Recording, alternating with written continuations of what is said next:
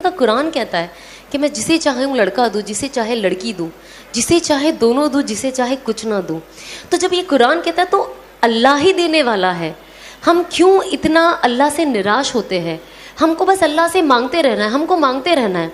जब तक हमारे अंदर ताकत है हमें अल्लाह से मांगते रहना है। अब मैं इसका आपको पर्सनल एग्जाम्पल बताती हूँ।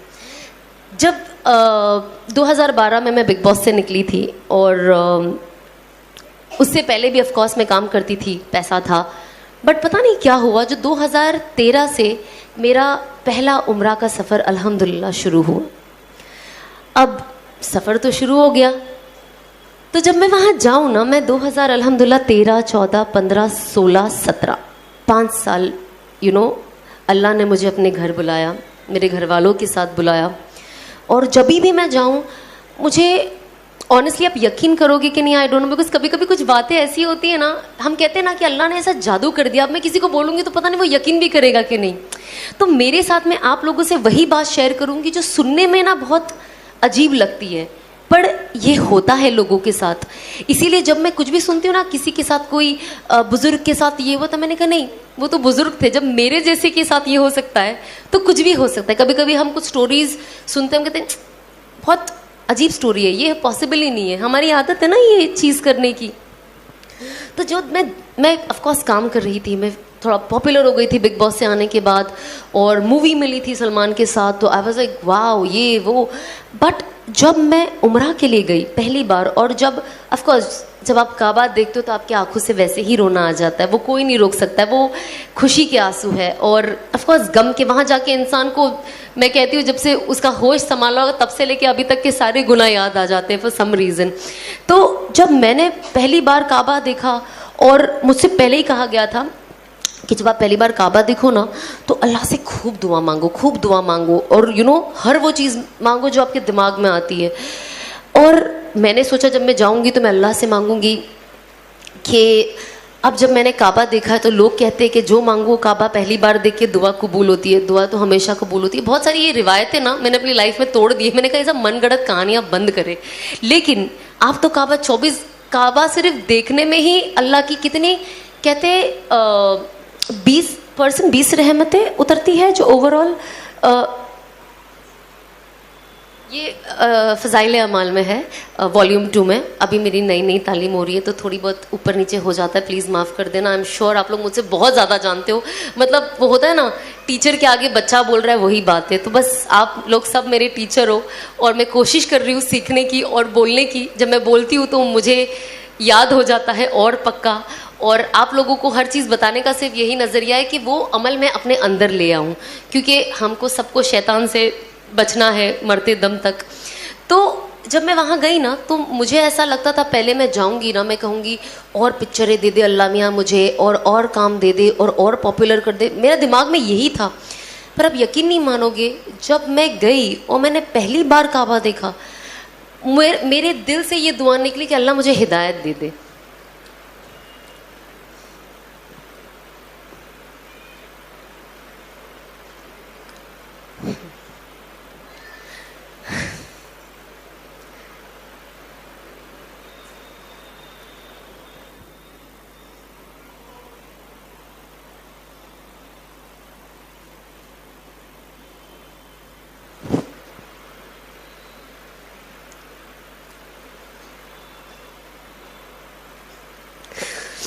ऑनेस्टली आई डोंट नो कितने लोग इस चीज़ को वैल्यू करते हैं, पर मेरे लिए ये वर्ड हिदायत मेरे लिए बहुत वैल्यू करता है, बहुत।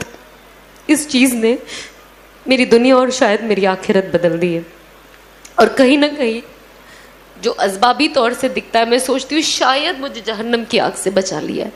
तो जब ये वर्ड ही आता है ना तो मेरा दिल बहुत भर जाता है कि अल्लाह ने कैसा कर दिया। मतलब जब हम पढ़ते हैं ना कुरान शरीफ, और उसमें लिख के आता है कि अल्लाह जिसे चाहे हिदायत दे। तो जब मैं एंड आती है ना एक और कि I was lost and he found me and he guided मी, मैं गुमराह थी और उन्होंने मुझे सही रास्ता दिखाया। तो मैं कुरान शरीफ अभी भी जब भी पढ़ती हूँ, और जब वो आयत आती है और मैं पढ़ती हूँ ना, मेरे आँख से आंसू ऐसे टप टप गिरने लग जाते हैं, और मुझे रुकना पड़ता है कुछ वक्त, क्योंकि मैं खुद अभी तक ये डाइजेस्ट नहीं कर पाई हूँ कि अल्लाह ने ज़िंदगी मेरी कैसे बदल दी। बस अल्लाह इस्तिकामत दे और आखिरी दम तक हिदायत पे रखे और हिदायत पे मौत दे। तो मैंने अल्लाह से मांगा कि अल्लाह मुझे हिदायत दे दे और मुझे इस हराम से बचा ले और मुझे हलाल पे डाल दे। मुझे नहीं पता मैं क्या करूं। अगर मैं ये काम छोड़ूं तो मैं करूं क्या? मुझे तो कुछ आता भी नहीं है, जॉब पे तो मैं जा नहीं सकती, तो मैं क्या करूं? उसके बाद मैंने अनफॉर्चुनेटली दुनिया ऐसी है ना, ये बहुत सैड चीज़ है जो मैंने शादी के बाद भी बहुत एक्सपीरियंस किया है लोगों के ज़रिए, बट मैं अदरवाइज़ आपको एक्सपीरियंस बताऊंगी कि लोग कहते हैं, जो लोग थोड़े बेचारे गुमराह हो जाते हैं और जो थोड़े ज़्यादा हो जाते हैं मेरे जैसे, वो कहते हैं सब छोड़ दो, सब छोड़ दो, हिदायत पे आ जाओ, सही रास्ते पे आ जाओ, सही रास्ते पे आ जाओ, और ये तो फहाशी है और गैर महरमों के साथ ऐसे काम करना बेशक गलत है। बट जब इंसान सुधरना चाहता है और अपनी ज़िंदगी सही करना चाहता है तो फिर वो उनके ऊपर अपने तानों की बारिश कर देते हैं कि इंसान उल्टा पैर भाग जाए, कि भले मैं सीधा हो जाऊं लेकिन मुझे लोगों को नहीं बताना है कि यार मैंने अल्लाह ने मुझे हिदायत की तौफीक दी, क्योंकि लोग मेरा मजाक बना रहे हैं और शायद इनकी वजह से ऐसा ना हो कि मैं वापस जहाँ से आई मैं वहाँ चली जाऊँ। क्योंकि इंसान कमज़ोर होता है ना, इंसान ताने, आज हम घर में ताने सुनते तो कैसा लगता है कि घर से भाग जाओ, होता है ना कभी कभी फीलिंग, भागना नहीं है बट वो फीलिंग आती है ना एक इंसान को। तो जब इतनी सी चीज़ पे जब आपकी अम्मी आपको कुछ बोल दे या कुछ ऐसा हो जाए तो इंसान सोचता है यार कितना, क्यों ऐसे यार, मुझे क्यों ताने दे रहे, इंसान कितना रोता है। तो आप सोचो जो इंसान चेंज होकर आता है, जब उसके लिए ये सब बोला जाता है तो वो चीज़ लेना, एक्सेप्ट करना बहुत मुश्किल हो जाता है।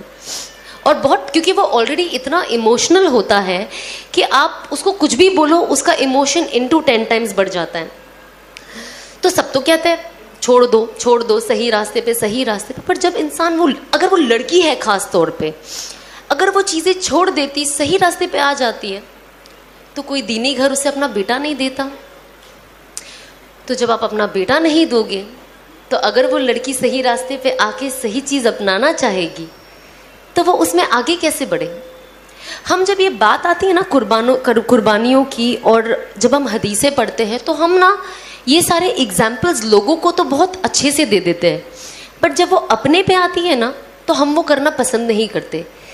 इसीलिए मैं मेरे हस्बैंड की बहुत ज़्यादा शुक्रगुजार हूँ और साथ ही साथ मेरे सास ससुर की, कि जो ये सारा सिचुएशन देखकर मुझे खुशी खुशी एक्सेप्ट किए। मेरे हस्बैंड ने एक इतना बड़ा स्टेप लिए, क्योंकि होता ना जो इंसान आलिम होता है तो उनके जो सराउंडिंग वाले होते हैं वो उनका दिमाग, कुछ लोग, नॉट ऑल, कुछ लोग ऐसा दिमाग में फितूर बिठा देते कि सामने वाला जो कुछ करना भी चाहता है तो उसे नहीं करने देते, क्योंकि उसको इतना डाउटफुल कर देते हैं कि आप तो इससे शादी कर रहे हो, ये टिकेगी कि नहीं। मतलब मेरी निकाह पे तो ऐसी ऐसी बातें उठी थी, मैं टिकूंगी कि नहीं, शादी मेरी 6 महीने भी नहीं टिकेगी और मैं वापस वही हो जाऊंगी जो मैं थी। और मैं अल्लाह को यही कहती थी कि अल्लाह मुझे सब्र दे और इन सबको दिखा दे कि ये लोग कितने गलत हैं। और शायद जब वक्त जाएगा और लोग देखेंगे तो शायद अपना नज़रिया बदले।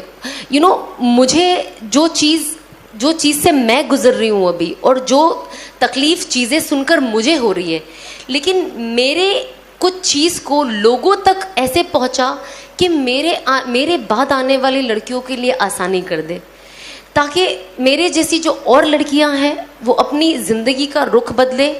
और अनस को देखकर जो लड़के हैं वो ये करने के लिए आगे बढ़े कि हमें लाया गया, हमें बातों के लिए तो ना लाया गया है। मैं तो यहाँ बैठ के बड़ी बड़ी बातें कर सकती हूँ, बड़ी बड़ी बातें कर सकती हूँ, लेकिन अगर मैं वो अमल नहीं करती हूँ तो कोई पॉइंट ही नहीं है।